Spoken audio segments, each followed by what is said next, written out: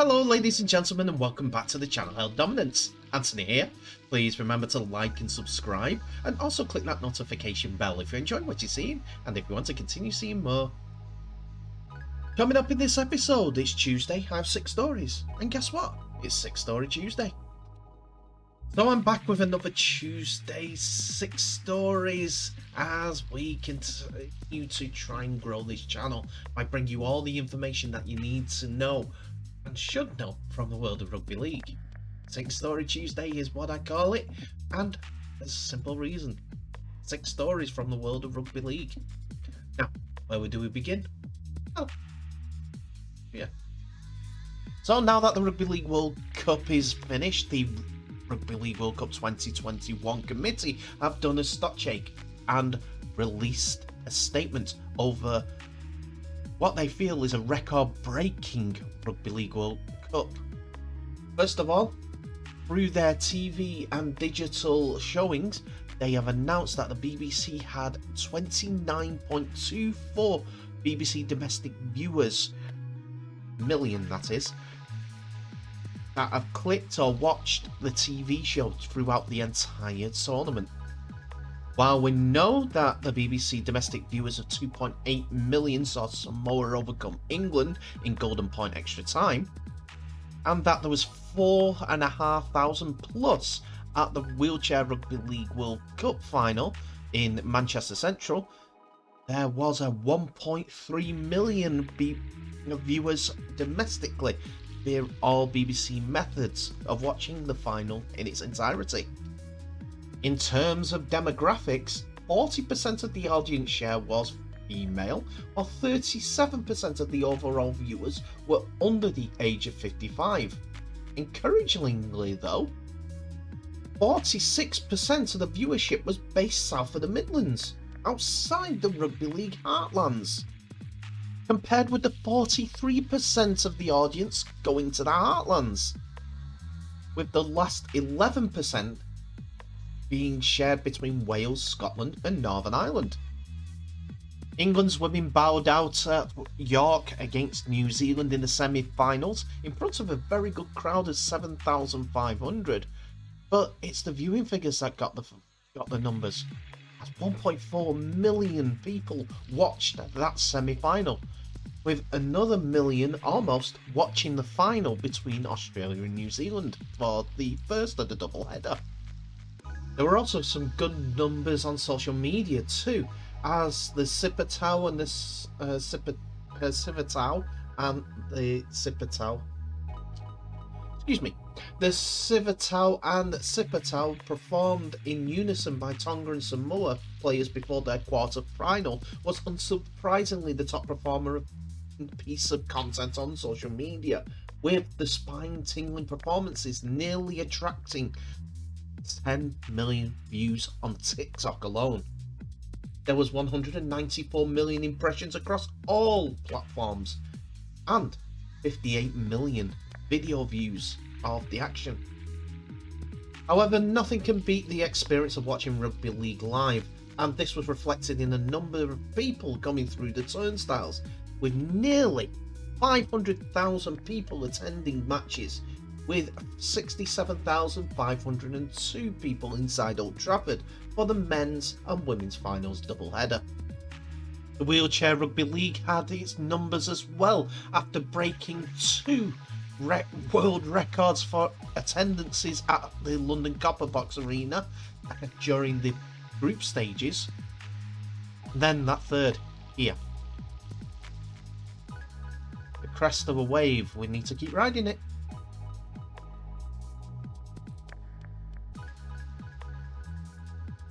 Carl Evans may have only played rugby league since midway through 2022 when he joined Wakefield Trinity, but he has made a real impression.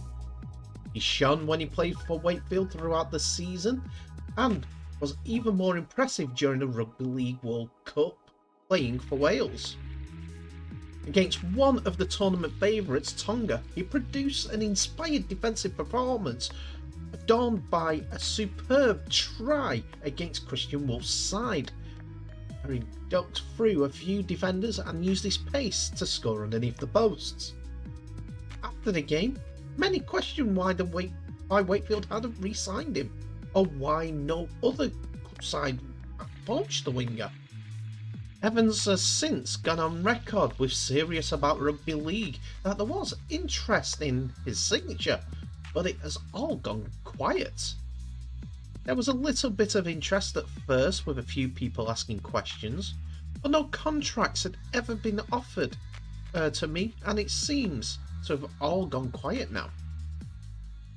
He made the honest elaboration on how stressful it has been on him now that the World Cup is over. I'm still waiting to get a club and hear back from them, from people. It's a really stressful time for me, going from playing in the Super League and the World Cup and now not having a club. It's been a roller coaster of emotions, if I'm being honest. I'm just trying to remain positive at the moment. The World Cup was an amazing experience for me, and I remain proud of the performances I put in after only playing rugby league for a short amount of time. And I hoped it would be enough to secure a club moving forward. So to now be without a club has been initially tough to deal with, as I would have liked to get straight back and have a good pre-season going forward. Evans moved across from rugby union after playing for Llanelli, Moseley, Merthyr and Doncaster Knights during his career, after spending time with rugby league side Leeds Rhinos. He was recommended to the club by Doncaster coach, former Bradford Bulls stalwart Francis Cummings, who had also previously played for Leeds, but his spell was cut short due to lockdowns during COVID-19 pandemic. But in June 2022, Evans signed a contract with Trinity after a successful trial.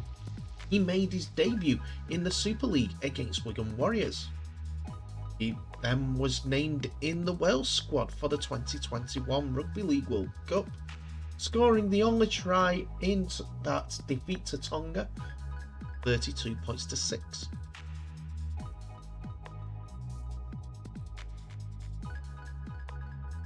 This part of the story is now covering again the South American Rugby League Championships, as courage was in order on day 2 as Chile and Colombia crashed on the second day of the South American Rugby League Championships, with the Chilenos keeping their title hopes alive after defeat against Brazil 20 points to 18, with a 34 points to 14 victory over Colombia.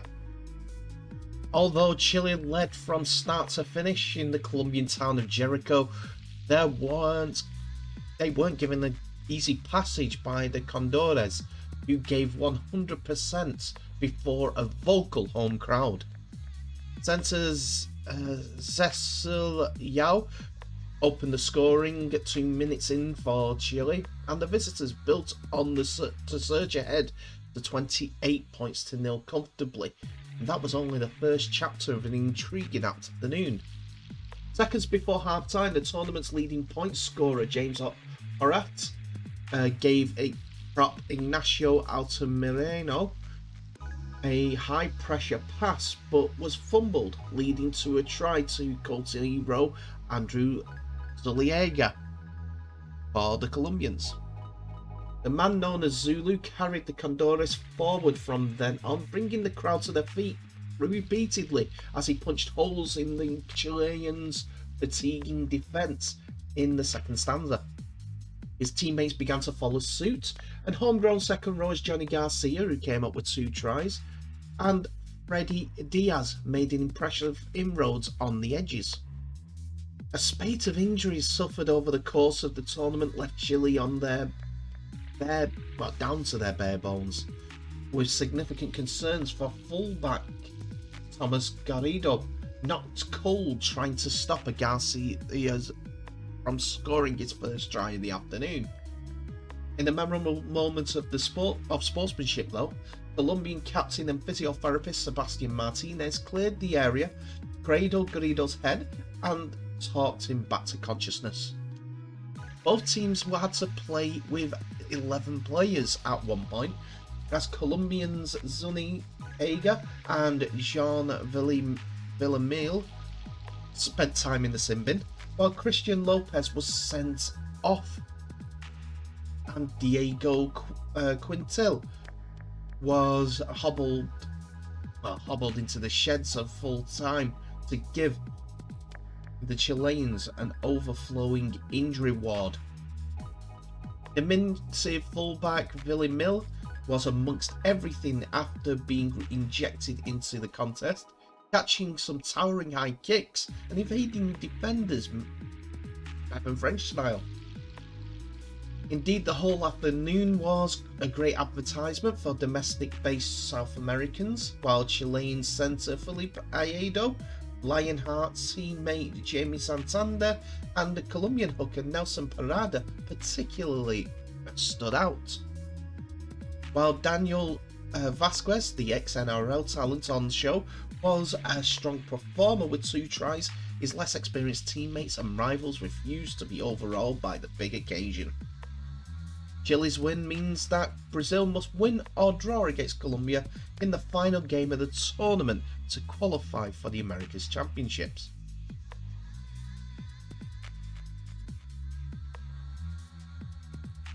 And day 3 came around in the South American Rugby League Championships, and Brazil confirmed its place in the 2023 Americans Cup, one step closer to the Rugby League World Cup qualification with an emphatic 56-0 victory over Colombia. The final game of the South American Championships in picturesque Andean town of Jericho saw Brazil need to win to inch out Chile for the title. The Caracas showed that they meant business from the second minute when fullback Ravi Ajoa scored, and rarely took the foot off the pedal as they led 34-0 at half-time.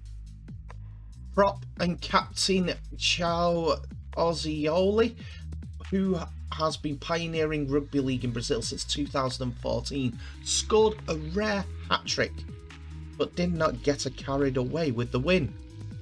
Prior to starting the events, the town gave the 3 teams a parade that lasted 30 minutes, led by a 40-strong person marching band, and ending with more than 1,000 people gathering in the town square. In the shadows of this diverse Rugby League World Cup ever held in England the week before, it's another positive sign to start the journey to France in 2025.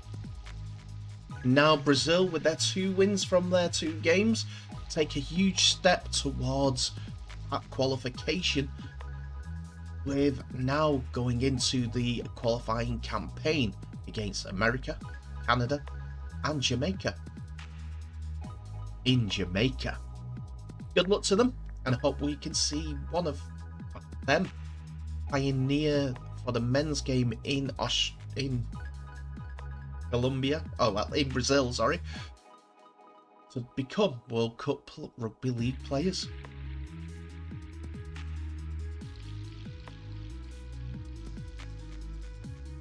Just a week since the Kangaroos, Jillaroos and England wheelchair teams were crowned world champions in Manchester, details of the International Rugby League's regional qualification tournaments for France 2025 have now been finalised, with Brazil going over to the Americas Championship to compete for their berths in the Rugby League World Cup in France.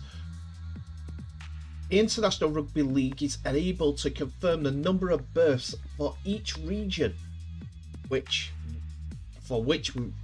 each region will have at France 2025, and the qualifying process for eligible nations. In the Men's Rugby League, Asia Pacific will have 6 berths, European Rugby League will have 6 berths, the American Championships get 2 berths, while Lebanon claim 1 of the MEA berths. The other is a little bit different to most of the times, but we've seen it between these two entities from the last World Cup as well. The 16th berth will be awarded to the winner of an inter-regional repechage between the winners of the MEA Rugby League Championships, the Mid East Africa tournament between Ghana, Nigeria and South Africa, with them playing a playoff against the Cook Islands to see if they can qualify for the 2025 tournament. Australia and their fellow Rugby League World Cup 2021 quarter-finalists, England, Fiji, Lebanon, New Zealand, Papua New Guinea, Samoa and Tonga, automatically qualify after reaching the quarter-finals. As host nation, France will automatically qualify for the tournament in 2025. All 8 teams that competed in the Women's World Cup, Australia, Brazil, Canada, Cook Islands, England, France, New Zealand and Papua New Guinea, automatically qualify for the 2025 World Cup. And up to 19 nations will be involved in the World Cup qualifying matches for the remaining 8 women's berths in France. The first time a qualifying process has been in place for the women's team. For the fantastic wheelchair tournament, the expression of interest and invitation process will be used to determine the participants in France 2025. And who's to say this be the final yet again?